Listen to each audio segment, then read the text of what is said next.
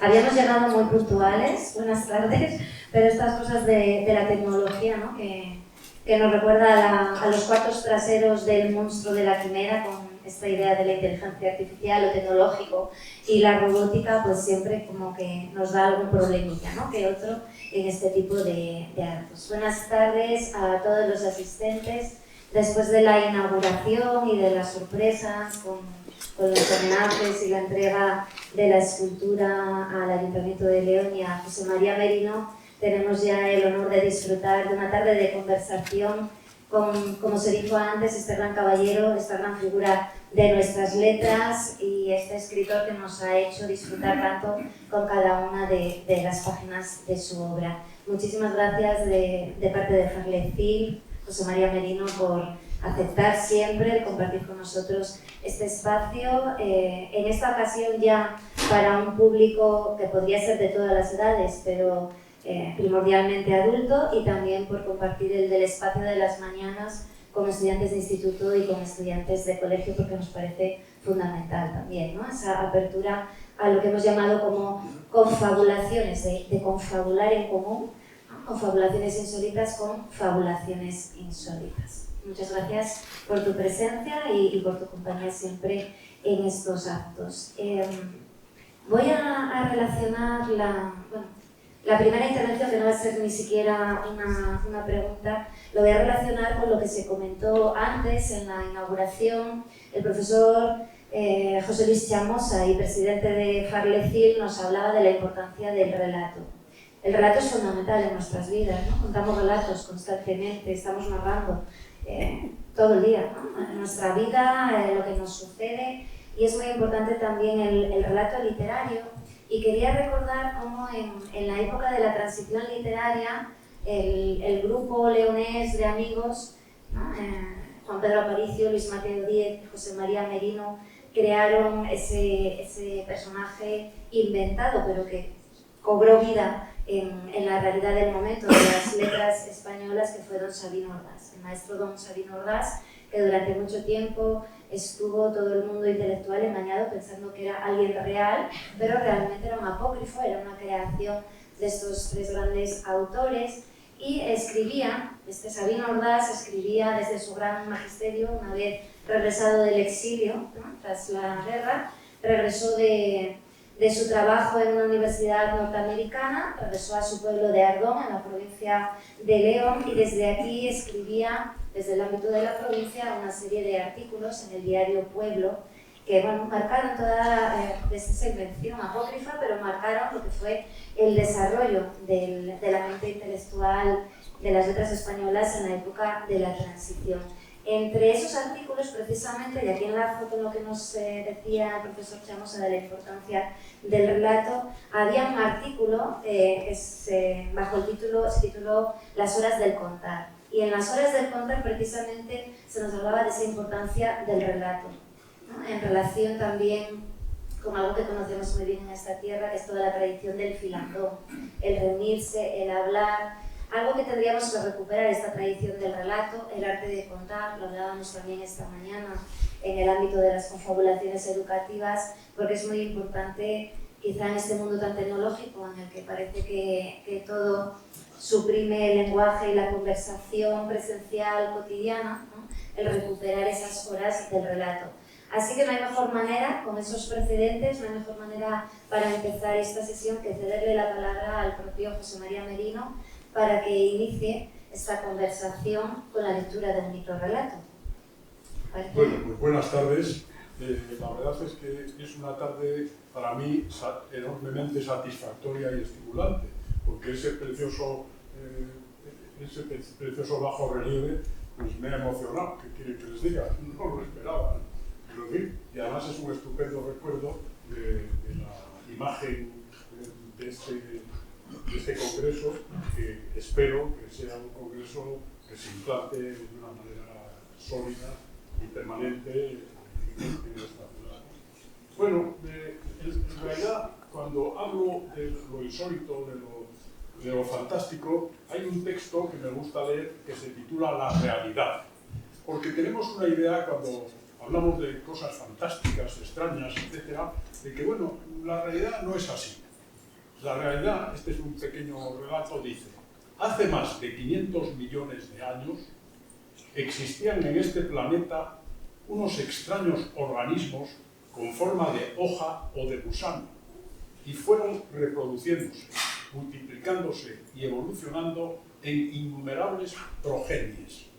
Sucesivas e infinitas combinaciones dieron lugar a los primates y por fin a la especie a la que pertenecemos, el Homo sapiens. No me digan que no es difícil y extraño que de esa complicadísima cadena biológica y genética, uno de los resultados, bastante improbable si no imposible desde el punto de vista de las oportunidades y de la lógica formal, sea cada uno de nosotros, que existamos y que ello haya sucedido en el mismo tiempo y que doña Natalia Álvarez haya organizado este festival y me haya invitado a participar, y que yo y cada uno de nosotros exista en este momento y haya podido venir y que estemos ahora aquí reunidos. Pues a algo tan sorprendente como eso lo llamamos realidad.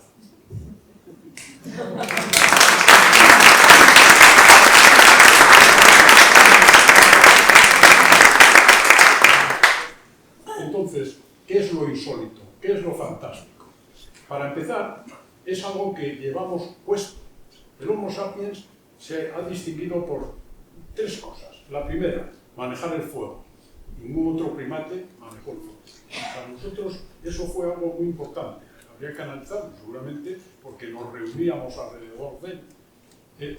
El sueño, aunque también otros mamíferos como los gatos o los perros sueñan. El sueño. Hay teóricos que dicen que desarrollamos la lengua, desarrollamos la comunicación oral precisamente para contar nuestros sueños, que nos desasosegaban mucho. Pero fuimos haciendo este lenguaje complejo que fue narrando, en fin, describiendo exactamente lo que nos rodeaba. Y luego, el utilizar la ficción para interpretar la realidad.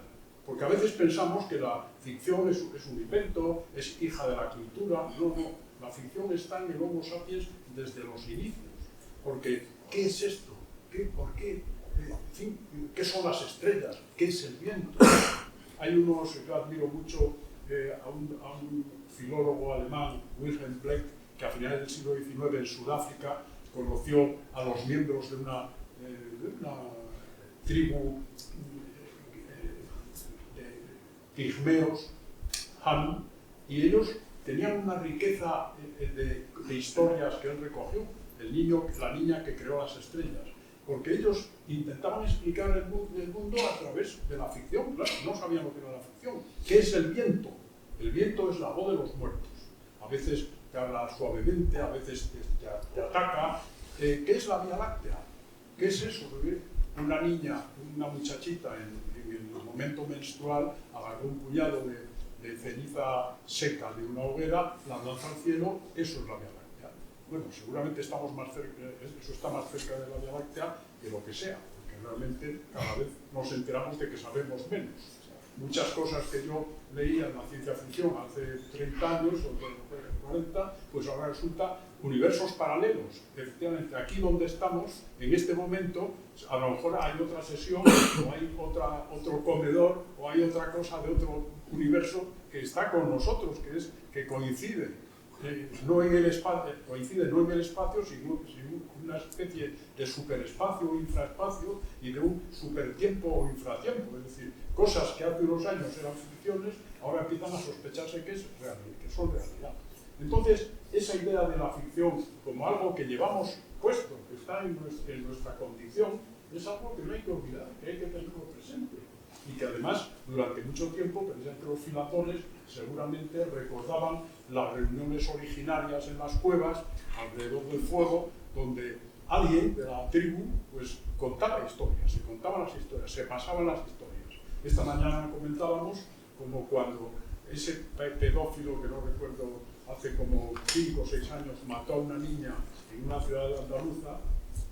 Yo, en una charla que tuve que dar 2 días después, dije, mire, Caperucita Roja. es la historia de Caperucita.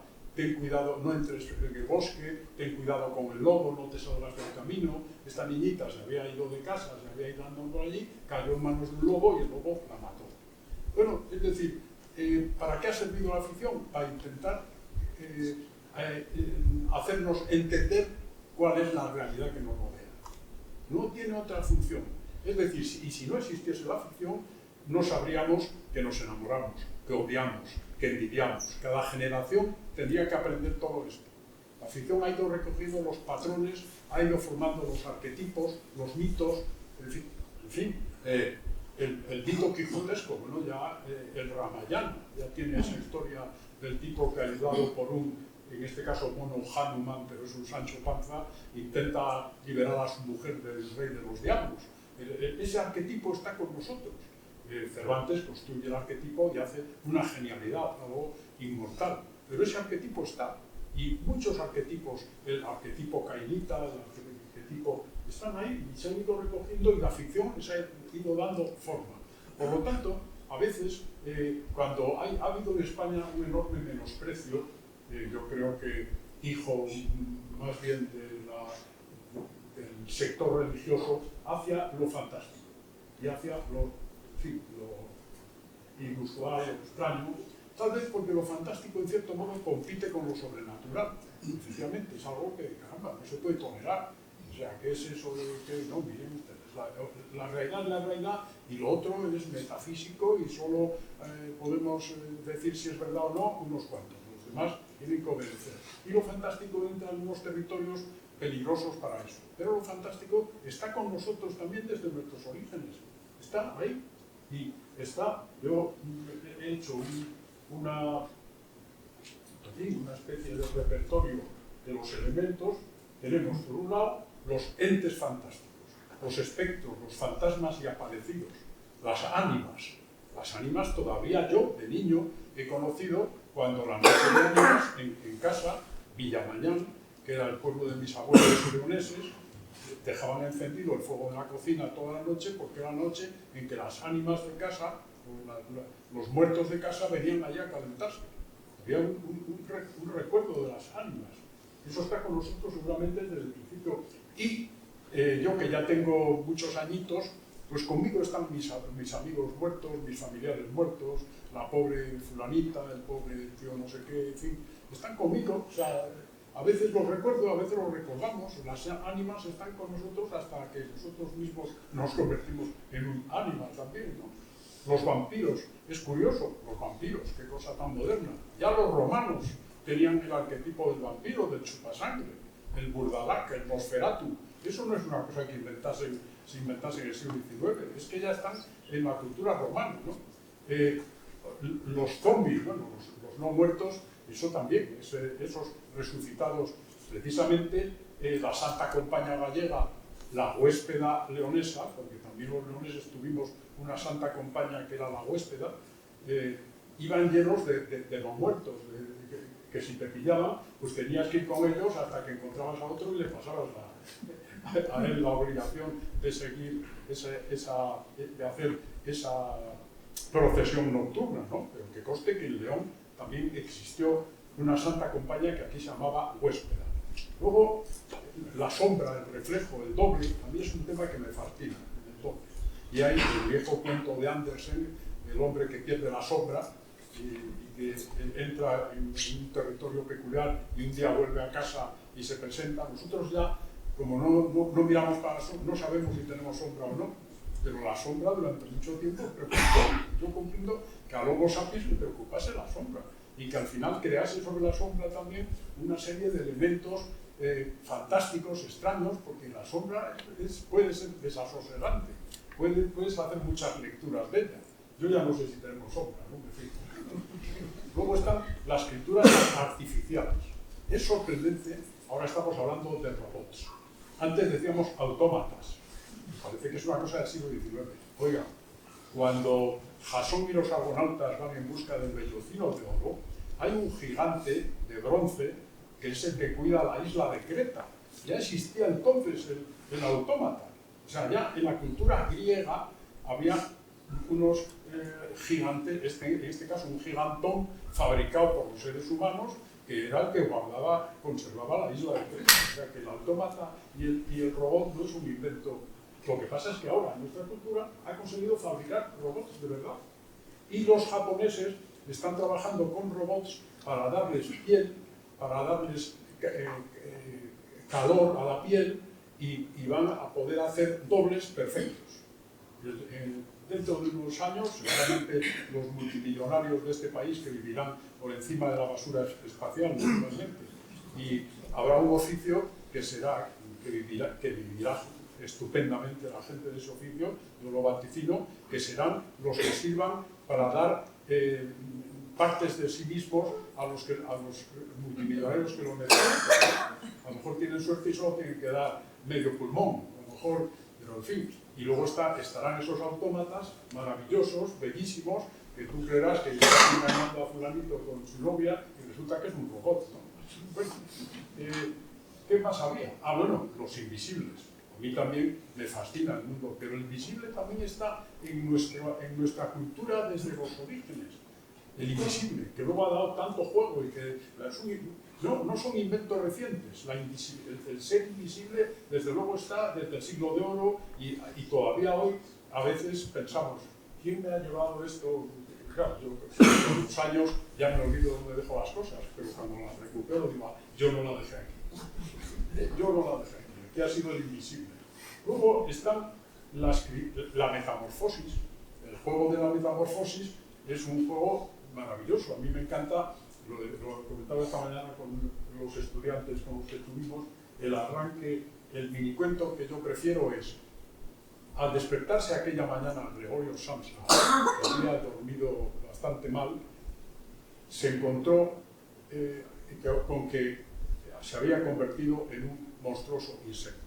Me parece que ahí empieza una preciosa, es un cuento que empieza un precioso libro.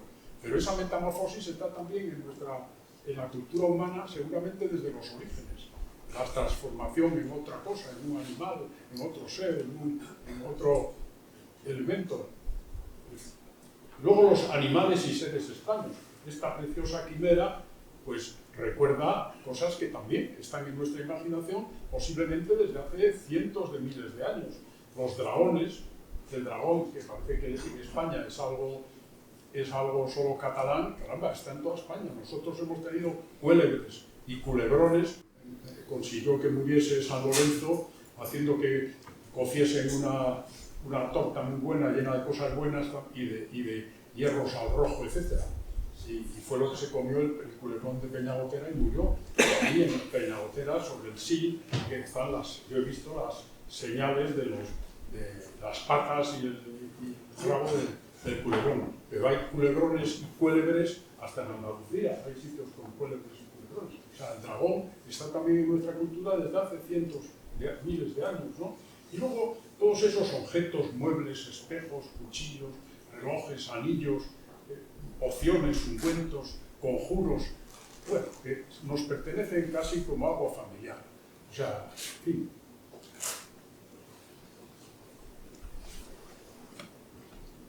Yo, como tuve una abuela gallega, estaba malito, que nunca se me quitaban unas anginas y me llevaba una meiga. Y esa meiga me dio una poción y esa poción no me dio bien porque no me curó las anginas. Pero mi abuela se lo creyó, ¿no? Y yo también, ¿no? O sea que luego los encuentros y desencuentros, eso que había yo antes hablado del doble, ¿no? Y las capacidades misteriosas, la capacidad de volar, bueno, eso ha llegado a los cómics, pero vamos, la capacidad de volar, las capacidades sobrenaturales, ¿verdad? Bueno, eso también está con nosotros, es decir, no son cosas que hayamos inventado recientemente, que pertenezcan el romanticismo sí fue capaz de dar la vuelta de tuerca a muchas cosas, ¿no?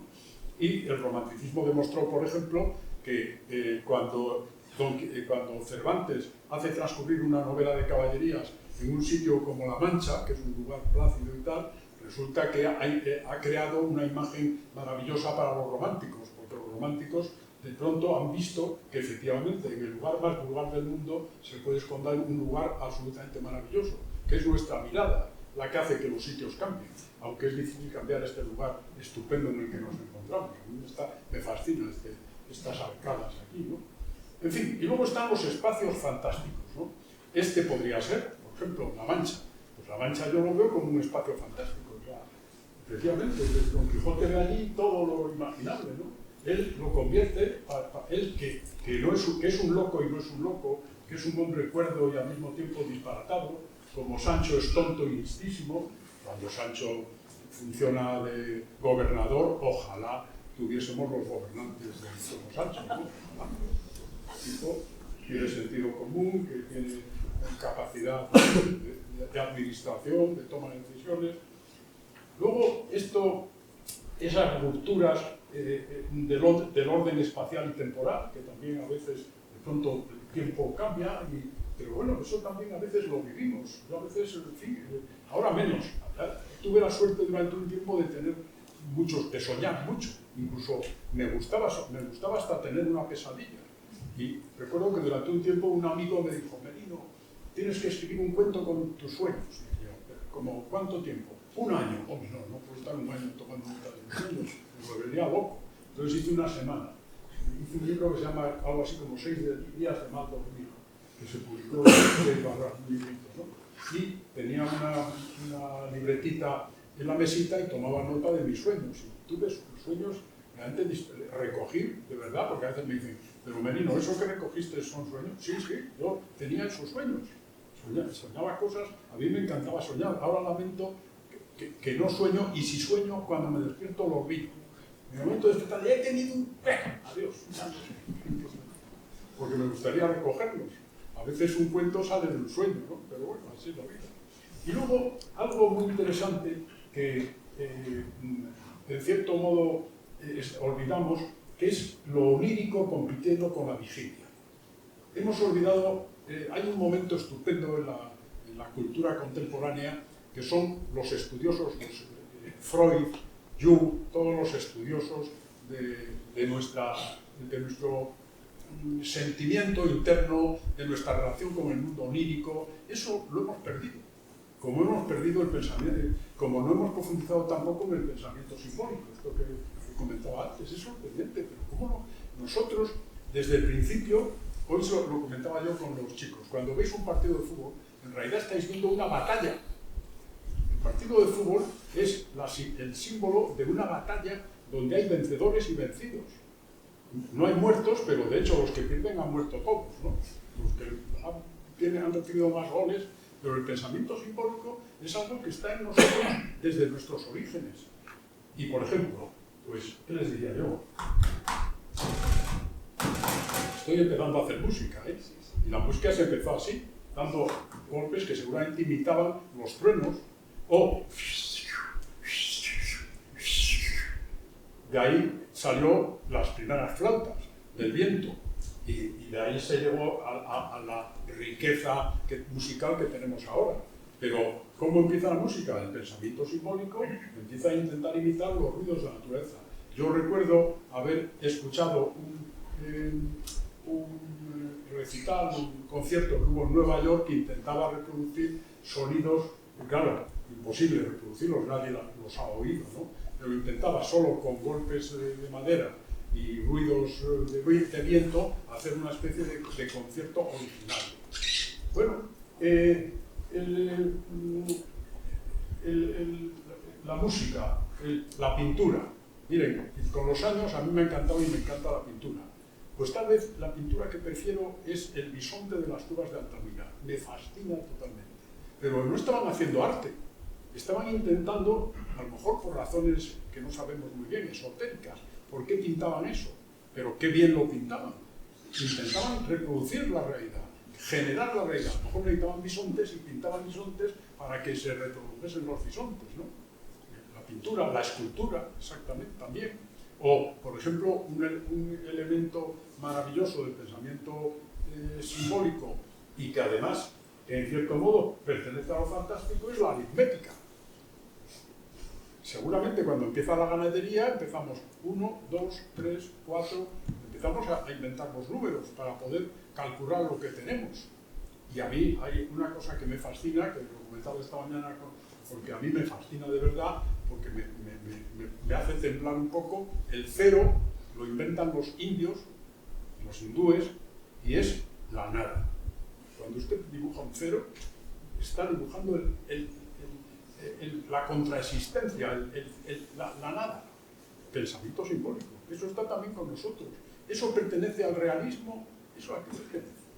Todos estos elementos de los que estoy hablando, ¿a dónde pertenecen? Y los sueños, ¿qué pasa? ¿Que los sueños no son humanos, no son realistas, no pertenecen a la realidad?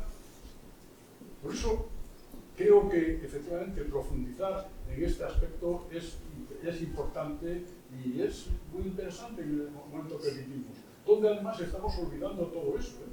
Cada vez, en fin, el psicoanálisis, todo esto se le dio mucha importancia, ahora, bueno, efectivamente, hay neurólogos, hay psicólogos, etcétera, pero la importancia que tuvo con grandes lectores como Jung, como Freud, porque Freud fue un lector increíble y además es curioso, muchos de los elementos de Freud que salen de la literatura, el complejo de Edipo, el complejo de Clitemnestra, la literatura había fijado esos patrones, la ficción, esa ficción de la que hablamos, había fijado mucho de nuestros patrones psicológicos, de lo que somos y de cómo nos comportamos. Y yo creo que eso es digno de ser recordado y de profundizar en ello. Bueno, me acabas de dejar, ¿no? Esto es facilísimo, moderar así, porque ya, como de una manera tan sencilla, porque aparentemente lo cuenta de un modo como muy sencillo, nos ha puesto aquí sobre la mesa las cuestiones fundamentales que queremos también defender en el festival, ¿no? Esa idea de cómo se ha visto con mucho prejuicio todo este tipo de literatura que se aleja de las formas del realismo, y decías que quizá por el ámbito religioso, el peso de la religión, pero también se ha reflejado mucho en los discursos académicos, en la crítica, ¿no? Hasta una época muy reciente, y sin embargo vemos como en otros países no tienen ese mismo complejo, ¿no? Y reivindican mucho más este tipo de literatura, entendiéndolo en relación con lo que has contado del relato, me voy a la primera frase casi de las primeras que dijiste, de Caperucita Roja, ¿no? En relación con la pedofilia, es decir, cómo realmente esos arquetipos o esos elementos que los llevamos, sea lo maravilloso, a lo fantástico, a la ciencia ficción, al surrealismo, lo grotesco, lo absurdo, ¿no? Todas las líneas posibles, expresionismo, las que queramos seguir añadiendo, que se alejen un poco, que distorsionen el realismo puro, en realidad nos están hablando de forma simbólica del mundo, de la vida y del ser humano. Y es verdad que hemos tenido ciertos complejos, que se empieza a reivindicar mucho más este tipo de literatura, como pretendemos hacer en el festival, y que también, bueno, hablabas de los vampiros, de los fantasmas, vamos a hablar de estas figuras en la narrativa, también en el cine. Antes se comentaba el ciclo de cine que va a haber los miércoles, será el día del cine, precisamente se reivindica el género del terror, pero de la misma manera que el fantástico, no como pura evasión, ni mucho menos, sino como realmente algo que profundiza en nuestros traumas. Esos fantasmas son nuestros traumas, nuestros fracasos, ¿no? Toda esa parte negativa, hablabas de la sombra, del doble, esa parte oscura, en muchos casos que no queremos reconocer, ¿no? De cada uno de nosotros, esa parte igual más mezquina, como el doppelganger, ¿no? Del romanticismo alemán. Entonces me gusta que, claro, a cada frase que tú decías yo te había hecho una pregunta, ¿no? pero hemos ido enlazando así muchísimos temas. Quisiera saber si en la sala hay gente que quiere preguntar. No sé si sí. Vale, entonces lo que voy a hacer muy brevemente es no aprovecharme yo de la oportunidad, y no es que no quiera trabajar, pero pondré sobre la mesa algunas de las cuestiones que sí que me gustaría realzar, porque no empecé con una presentación típica del conferenciante. Voy a alabar algunas de las cuestiones que me parecen muy interesantes en tu trayectoria, y rápidamente yo voy a ir cediendo la palabra porque a las 9 sí que se cierra el edificio. Además saben que hay libros de José María Merino a la venta aquí en la entrada, que sus cuentos, novelas retoman y visibilizan nuestro espacio leonés, no solo de León ciudad, sino de la provincia. Y cuando digo León, digo también todo el paisaje cultural, porque no solo el paisaje geográfico, sino toda la cultura que está asociada, ¿no? a ese ámbito físico. Después, bueno, todos los elementos de lo fantástico que has ido citando los vamos rastreando en tu obra desde el principio, también en el género del cuento, que ha sido también uno de los grandes bueno, pues, defensores del género del cuento. Cuando empezasteis a publicar, el cuento no tenía el prestigio que tiene hoy en día. También hemos visto una evolución en relación con la narrativa breve, tú has cultivado mucho el cuento, el microrelato también, lo citábamos antes, pero comenzaste también con una novela, la novela de Andrés Chod, y creo que fuiste un adelantado total a tu tiempo, porque ya no solo estabas reivindicando el territorio de lo local con proyección universal, ¿no? Que lo lograsteis pues, en los últimos años de la década de los 70, cuando había un gran centralismo en la literatura, ¿no? De grupos muy fuertes, más vinculados igual a Madrid, a Barcelona, Grupo Andaluz, y lograsteis llevar la provincia al centro, por así decir. Habéis, en tu caso sobre todo, llevado también el cuento y el cuento fantástico al canon literario, que sea totalmente aceptado como algo canónico, y ahí has ido recibiendo muchísimos premios importantes, desde el premio de la crítica con La orilla oscura hasta el Premio Nacional de las Letras Españolas, ¿no? El de la crítica fue en el 85, Andrés Chod también fue premiada en el 76, pero el Premio Nacional de las Letras Españolas en el año 2021 se te concedió por toda tu trayectoria, pero sobre todo realzando el peso que ha tenido tu obra también en la defensa de lo fantástico. Me sorprendió mucho la novela de Andrés Chod porque introduce la ciencia ficción en un momento en el que el realismo, en el año 76, 1976, tenía mucho peso, ¿no? Entonces es como llevar una gran modernidad a las letras españolas, que de pronto, ya no digo más, por si alguien no la ha leído y la quiere leer, con un personaje que es un extraterrestre, en el que además nos encontramos muchos elementos de la cultura leonesa. Pero también me gustaría realizar algo que señalé esta mañana, que es esa idea de la cultura híbrida. Cómo mezclas lo popular, ¿no? Lo que muchos consideran como baja cultura, con la alta cultura, con los conocimientos además de todo tipo, porque de pronto nos sorprende con cuestiones históricas, con cuestiones relativas a la ciencia, a la medicina, ¿no? Todo lo que está en el día a día de cada momento que has vivido y de cada década que has vivido, lo vemos también que pasa a la ficción. Y eso es una manera de demostrar que esta ficción fantástica realmente está contando la vida, ¿no? La realidad de un modo simbólico. Ahí en esa cultura híbrida entra el cómic que lo citaste antes, entra el cine, la importancia del cine en tu literatura, entra lo popular, las leyendas, los mitos, ¿no? Lo maravilloso, lo oral, porque también has llevado lo oral a lo literario, las supersticiones, las leyendas precolombinas, prehispánicas, ¿no? Hay tantísima riqueza en la literatura de José María Merino, que es algo que me gusta, por lo menos, aunque sea solo así, citarlo.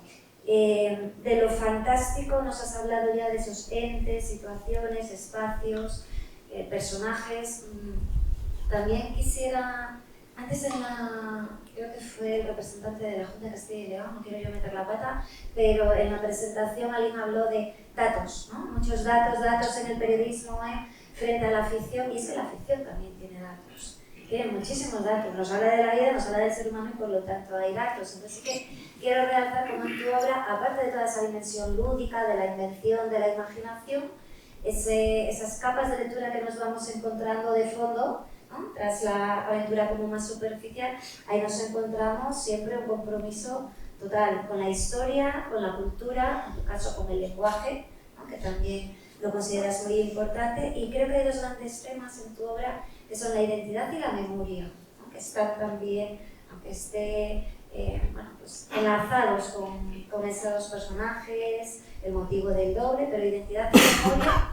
Y no solo la memoria como memoria individual de un ser humano concreto, sino también de la memoria histórica. En tus obras más fantásticas nos sigues hablando de la historia local, de la nacional y de la universal, ¿no? Y también con una visión muy crítica, muy comprometida de cómo el ser humano, desgraciadamente, pues, no es muy benévolo con sus congéneres, y la idea de las guerras, de los desastres de todo tipo está ahí. Y ya lo último, de verdad, realza que en esos espacios fantásticos has cultivado espacios urbanos, pero también espacios rurales, espacios de la naturaleza, y reivindicando también una lectura de dimensión ecológica, ¿no? con un mensaje que realmente también enlazaría con toda la ciencia ficción distópica del momento, casi también con las visiones apocalípticas medioambientales.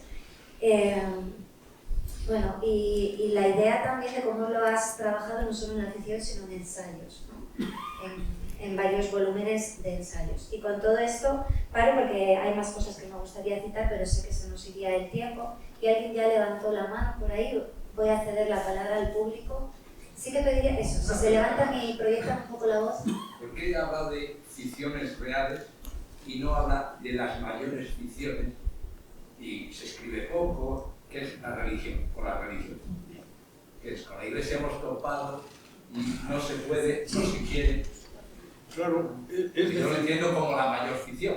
Cada uno entenderemos lo que... Ya, pero bueno, por ejemplo, es sorprendente que lo fantástico haya sido un poco relegado en España, ya se ha recuperado, pero durante un tiempo, porque nosotros, por ejemplo, es sorprendente, a España llega por primera vez el Calila y Dimna. Yo he hecho una versión, ahí la tenía el librero, una versión de Calila y Dimna en español contemporáneo, porque a mí me fascina Calila y Dimna. Es 70 microcuentos montados de una manera genial, porque es como la metaliteratura que hay ahí, cómo hay una historia y dentro de la historia surgen los cuentos, cómo se desarrollan los cuentos, hay cuentos fantásticos, etc. Y resulta que no podíamos leer el Calila y Dimna porque está en el castellano del siglo XIII.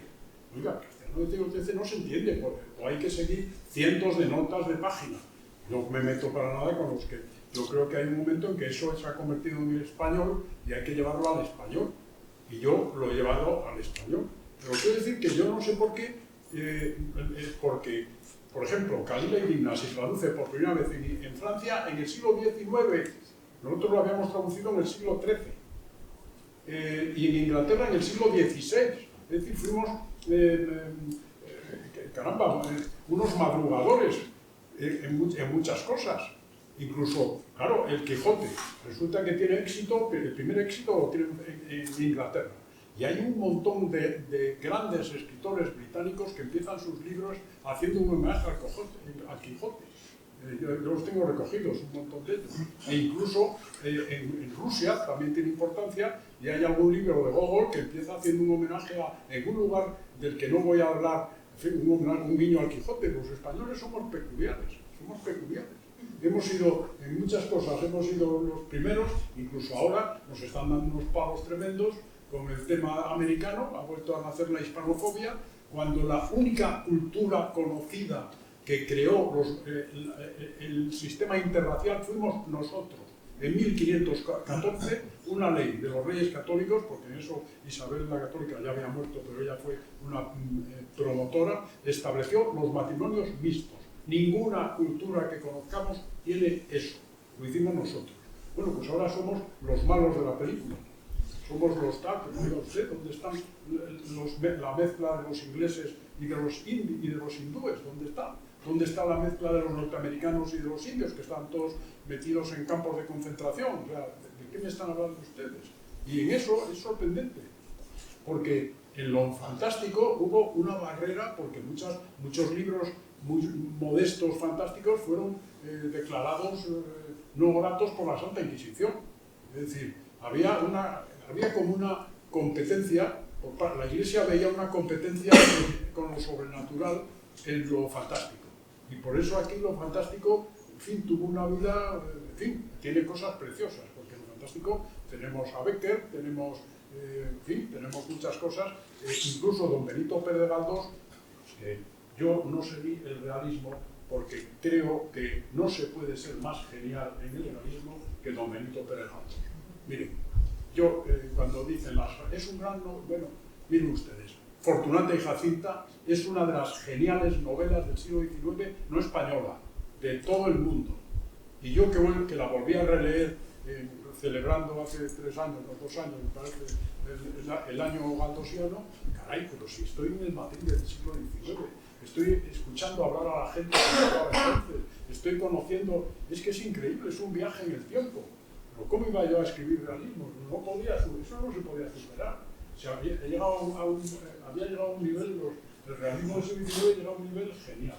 Y a mí me gustaba también, había leído mucha ciencia ficción, me encantaba lo fantástico, don Benito Pérez Galdós tiene algunos libros fantásticos y metaliterarios, Doña Emilia Pardo Bazán, genial escritora, tiene muchos cuentos también fantásticos, porque con toda naturalidad me metí a lo fantástico. Ya sabía que iban a decir tal y cual. Bueno, pues no, tuve suerte y no me cortaron el cuello, sobreviví.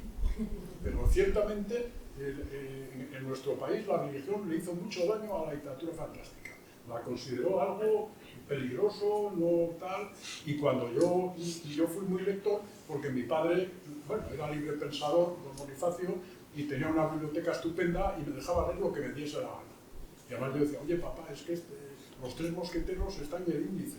Estaba en el índice, Index Librorum Prohibitorum et Expurgatorum, los tres mosqueteros, y muchas más cosas. Yo recuerdo la biblioteca de los maristas, de los cuales tengo un recuerdo estupendo, o sea, les tengo afecto. La biblioteca daba risa la biblioteca del colegio. O sea, era como, no sé, 50 veces más pequeña que la de mi casa, y además no había nada interesante. Aquí no estaba nadie. Bueno, ¿qué hay en esta biblioteca?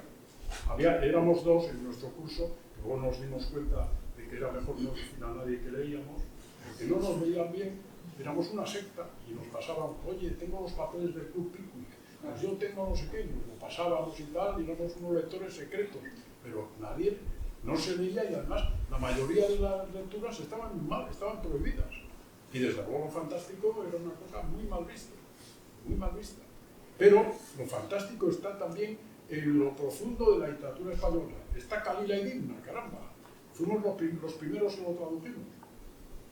Y bueno, y hay un trasfondo, y la prueba es que, bueno, pues hemos tenido una excelente literatura en el siglo XIX, o sea, eso está claro, y en el XX yo creo que una aceptable literatura. Pero vamos, es sorprendente eso como, de todas maneras, eso, lo fantástico está, como les digo, en nuestros memes. Está lo fantástico. O sea, el juego, porque siempre hemos querido interpretar lo que nos rodea y entenderlo, y para eso hemos inventado ficciones, hemos inventado historias para entender el mundo que nos rodea. Desde el mito, ya. Desde el mito, desde el propio mito. Bueno, fíjate, los mitos. O sea, los mitos y la cantidad de ellos que tenemos, ¿no? Empezando por el Edén, el paraíso perdido, que es un mito que no es exactamente, o sea, que pertenece a todas las culturas. El Edén, la pérdida de... tenemos un mito que además lo llevamos puesto todos, el tesoro.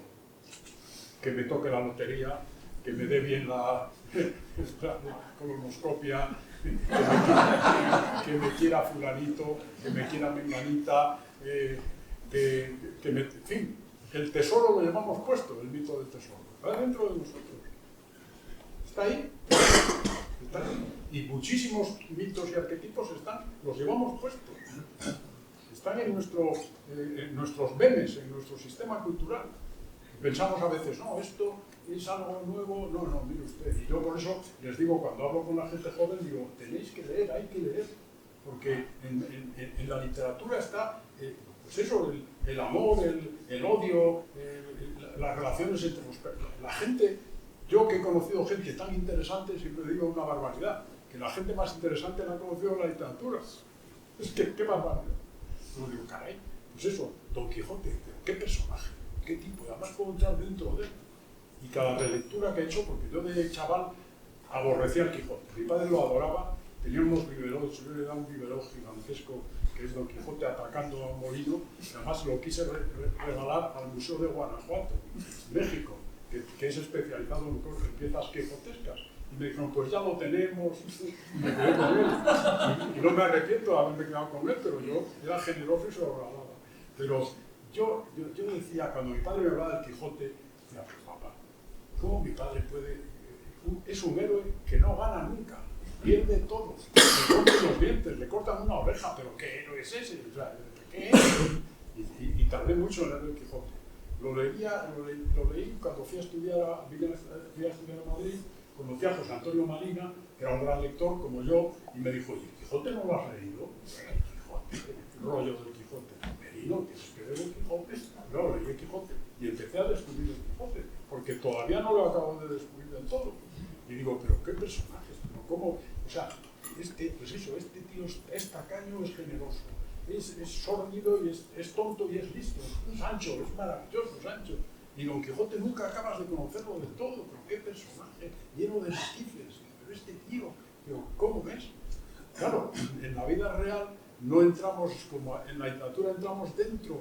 La gente buena escritora entra dentro del personaje y te lo acaba dando perfecto, completo. Bueno, no completo, porque nunca acabas de conocerlo bien del todo. Lo conoces, cuando crees que lo conoces, vuelves a leer el libro y dices, anda, ¿cómo me imaginaba yo esto? ¡Pum! Aparece una cosa nueva. Por eso la literatura la ficción es tan importante para conocer lo que somos, cómo somos y cómo es el mundo. Y yo creo que eso ha sido desde el principio. Ha sido el aparato que nos ha servido las fábulas. Fíjense, el mundo de las fábulas. Y ya son 6.000 años. Y cómo a través del comportamiento de los animales se hace esa especie de juego para entender las relaciones de la gente, ¿no? O cómo, por ejemplo, en Calila y Dimna hay ese cuento precioso del religioso que asusta a un milano que lleva algo en las garras y es una ratita. Entonces el religioso está tan solo, ya lo saben ustedes, le pide a Dios que convierta a la ratita en alguien humano para que le acompañe, porque está más solo que la luna, y lo convierte en una niña. Y la niña crece con él y por fin la niña cumple 13 años y dices, necesitas un esposo, necesitas un marido, ya tienes edad para casarte. Se ve que los hindúes se casaban prontísimo las chicas, ¿no? Y entonces ella dice, bueno, sí, pero yo solo me caso con el ser más poderoso del mundo, el ser que tenga más poder. Y él piensa, ¿quién puede ser? Ya lo saben ustedes. El sol. Le va al sol, le dice, cásate, tú que eres el ser más poderoso, cásate con esta chica que yo no soy el más poderoso, dice el sol. ¿Cómo que no? No, porque viene la nube y me fastidia, me tapa, a la nube, lo saben. Y la nube, no soy lo más poderoso, porque viene el viento y me lleva de un lado para otro. Va al viento y el viento dice, yo no soy el más poderoso, porque tropiezo con la montaña y me para. Y va a la montaña y la montaña dice, yo quisiera ser el más poderoso, pero estoy lleno de ratones por todas partes que me tienen agujereado. Y entonces se vuelve a convertir, como saben ustedes, la niña en ratita para poder casarse con el ratón. Bueno, pues ese cuento, por ejemplo, de Calila y Dimna, yo cuando por primera vez lo leí, la interpretación era, esto demuestra la imposibilidad de que haya de salir de la clase a la que perteneces. Es imposible. Bueno, pues resulta que yo, después de leerlo, cuando lo he traducido al español de hoy, digo, caramba, lo que esto dice es, no hay ningún poder absoluto, no hay poder omnímodo. Y claro, o sea, como la buena literatura siempre te da cosas nuevas, matices nuevos, cosas que a lo mejor creías que eran de esta manera y resulta que son de otra, ¿no?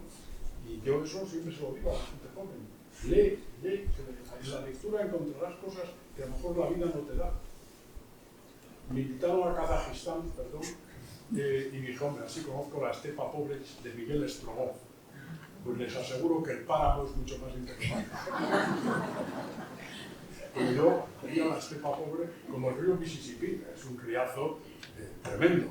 Pero caray, en Tom Sawyer y en Huckleberry Finn yo vivía un Mississippi que me gustó mucho más que el de verdad. La literatura tiene esa capacidad, ¿no? De hacernos vivir muchas vidas, ¿no? Además. Y hay una frase que yo ya no sé si la has dicho tú o la ha dicho el profesor Souto, porque como también es otro personaje, ¿no?, inventado de José María Merino, que sus lectores conocerán, pero que ya llegamos a confundirlo totalmente. Contigo es tu doble, tu alter ego, ya no sabemos cómo llamarlo. A veces te vemos a ti, vemos una foto tuya y decimos, mira, el profesor Souto, ¿no? Ya estamos también confundidos como pasa en tu obra, y es la frase de la ficción ordena la realidad, la ficción ordena el mundo, ¿no? Que es un poco también lo que nos estás explicando. Bueno, el profesor Souto también ha dicho, la realidad no es el momento que estamos viviendo ahora, el mundo. Es un momento, es la realidad inverosímil. Ya solo falta que Putin lance una bomba atómica encima de Israel, a saber dónde la lanza. Bueno, esperemos que no. A lo mejor en Nueva York, ya puestos a la realidad. Ahora, por ejemplo, también hay que reconocer una cosa. Yo tengo un libro titulado Cuentos de la naturaleza. Pues ese libro lo ha hecho doña Natalia. Yo cuando leí ese libro dije, pero bueno, es sorprendente cómo Natalia ha ordenado esto y lo ha organizado y ha hecho un libro que yo lo veo como si no fuese mío. Es mío, pero lo veo con una, con una sorpresa y un agradecimiento que no te imaginas. O sea que muchas veces también el lector es capaz de reordenar un poco lo que ha hecho teóricamente el escritor o la escritora. Bueno, porque a pesar de esas amenazas, no vamos a pensar en las bombas, a pesar de esas amenazas que nos rodean, estamos como en un mundo que decimos que parece distópico, apocalíptico, ¿no? Después de la pandemia y de todas esas amenazas que hay también medioambientales y de guerras y de todo tipo, pero nos vamos a quedar, yo creo, para cerrar con la parte bonita, que es la que nos has expuesto durante todo tu discurso, que es esta idea del peso del arte y del peso de la ficción, ¿no? Para realmente, bueno, que decirnos lo que es el ser humano, decirnos lo que puede ser el mundo y la realidad, y para hacernos disfrutar, ¿no? Que en un momento dado también en la pandemia lo hemos visto, como el arte nos ha salvado, ¿no? En la pandemia me leí todos los libros de pestes, claro, de reuniones de pestes y de cuentos. Yo creo que acaba con algo positivo, Antes las pestes eran normales, la gente se reunía y hay, pues el de Camerón, en fin, hay una cantidad digo, pero qué delicia, yo me leí todos los libros de pestes.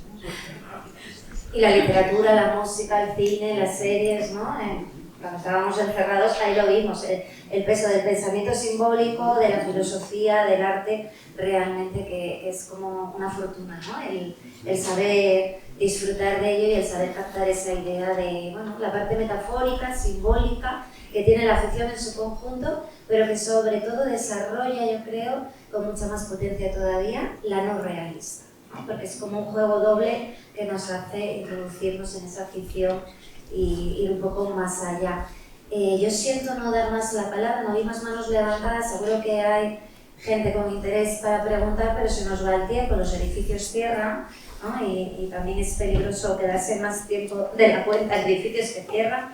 Así que, sin más, bueno, antes de volver a agradecerte la presencia esta tarde aquí, quiero recordar que el programa es tan intenso que tenemos hasta los propios organizadores que leer cada poco para ver qué tenemos cada día. Recordar mañana martes 17, bueno, tendremos otra vez un encuentro de confabulaciones educativas, en este caso en la Facultad de Filosofía y Letras, y en este caso no con estudiantes de secundaria y de bachillerato, sino de colegio, un colegio público, para también proyectar, ¿no?, el interés de lo fantástico en estas otras edades.